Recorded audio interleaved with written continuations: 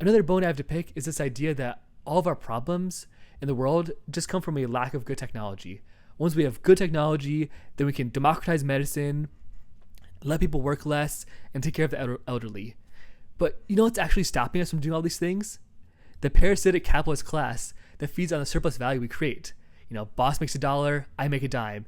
If resources were actually distributed equitably, then we wouldn't have these problems. It's not a tech issue, it's a distribution issue.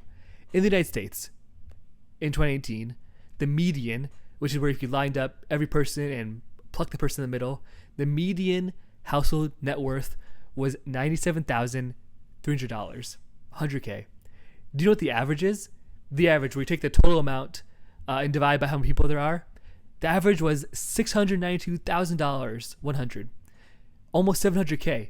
That's a staggering difference. The top 1%, not even 1%, the richest 25 families in the world control $1.4 trillion of wealth.